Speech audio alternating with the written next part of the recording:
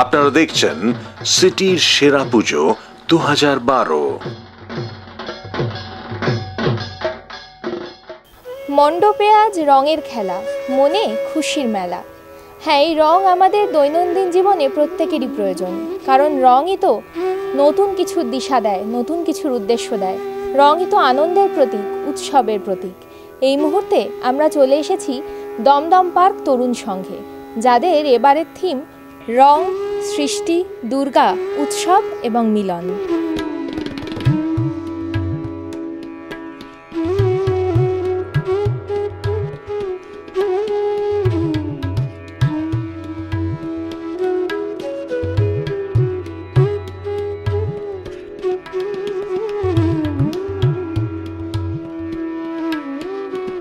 দাদা, প্রথমেই আপনাকে স্বাগত সিটির তরফ থেকে, আর অনেক অনেক অভিনন্দন জানাই।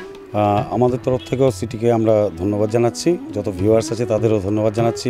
আগেই বলুন যে কত বছরে পড়লো আপনাদের পুজো? এবছর আমাদের 27তম বর্ষ। আচ্ছা, চারদিকে প্রচুর রঙের ছটা দেখতে পাচ্ছি, অসাধারণ লাগছে। এই মূল ভাবনাটা কার? এই মূল ভাবনাটা শিল্পী প্রশান্ত পালের, তিনি এই ভাবনাটা ভেবেছেন এই বছর। কেন কলকাতার দুর্গাপুজো এমন একটা জায়গায় পৌঁছে গেছে যে দর্শকদের এত চাহিদা নতুন কিছু দেখার জন্য, তাদের এই চাহিদা মেটাবার জন্য আমাদের সারা বছর ধরে প্ল্যানিং করতে হয় যে নতুন কিছু দেখাবা, দর্শক যাতে নতুন কিছু দেখতে পারে, যে আশা করে থাকে আমাদের পিছনে, সেই থেকেই এই সৃষ্টি। আচ্ছা, প্রতিমা সজ্জাতেও আমরা দেখতে পাচ্ছি একটা নতুনত্বের ছোঁয়া। এটা আপনার কিভাবে মাথায় আসলো? মণ্ডপ সজ্জা তো আমরা দেখেই নিয়েছি, রংবাহারি খেলা চলছে, তো প্রতিমা সজ্জার ব্যাপারে আপনি কিছু বলুন। হ্যাঁ, কেননা মণ্ডপের সাথে প্রতিমাটা সামঞ্জস্য খুব প্রয়োজন। সামঞ্জস্য রাখতে গিয়েও যাতে আমরা প্রতিমাটাকে এমন একটা জায়গায় রাখবো যেটা আমাদের মৃন্ময়ী রূপ, বা যে কেননা এই মায়ের আরাধনার পিছনেই সমস্ত কিছু। হ্যাঁ, আলোকসজ্জার দিকে আপনারা কিভাবে দৃষ্টিপাত করেছেন, মানে কি বিশেষত্ব আছে সেটাতে? বিশেষত থাকবে, কারণ আলোর ব্যাপারটা যেমন আমরা গুরুত্ব দিচ্ছি এই কারণেই, কারণ রঙিন যে ব্যাপারটা, রঙিনটাকে রাতে আরও রাঙিয়ে তুলতে হবে, সেই জন্য আলোর কিছু এখানে খেলা চলছে।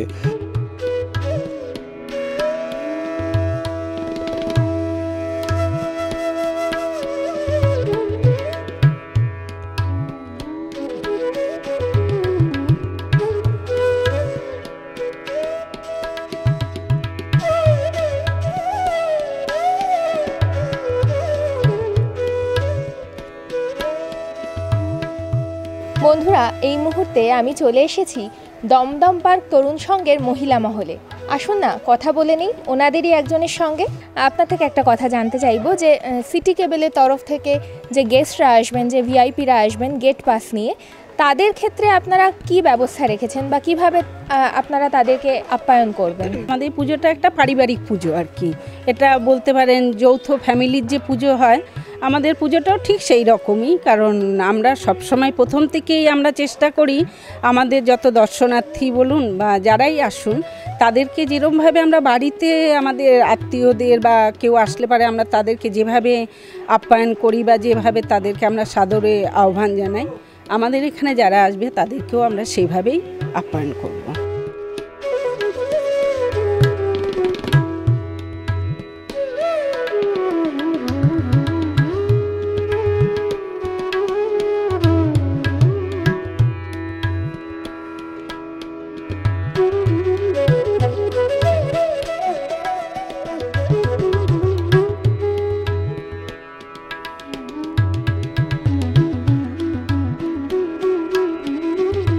আপনাদের এই মণ্ডপে ঢুকে প্রথমেই মনটা ভালো হয়ে গেল, আনন্দে ভরে গেল।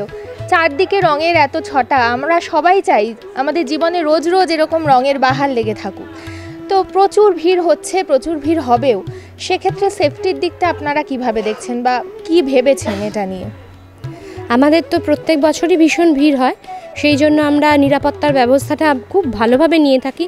কোনো দিন আজ পর্যন্ত কোনো রকম কেউ অভিযোগ করতে পারেনি নিরাপত্তা নিয়ে।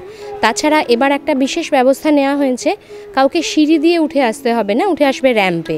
এবং এই উঠে আসার সময় যদি কোনো শারীরিক প্রতিবন্ধী অক্ষম ব্যক্তি থাকেন, তাদেরকে আমরা ব্যক্তিগতভাবে সাহায্য করে, আমাদের স্বেচ্ছাসেবক থাকেন, তারা নিয়ে আসবেন।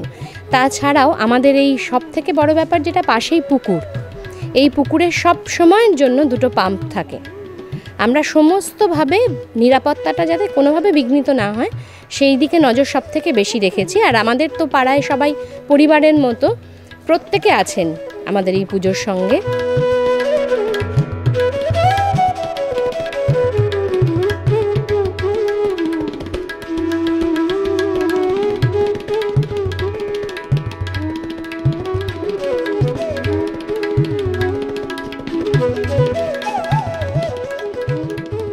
বন্ধুরা চলুন না এবার দেখে নিই দমদম পার্ক তরুণ সংঘ এবার যদি জিতে যায় সিটির সেরা আপ্যায়ন পুরস্কার, তাহলে ওনারা কিভাবে সেলিব্রেট করবেন।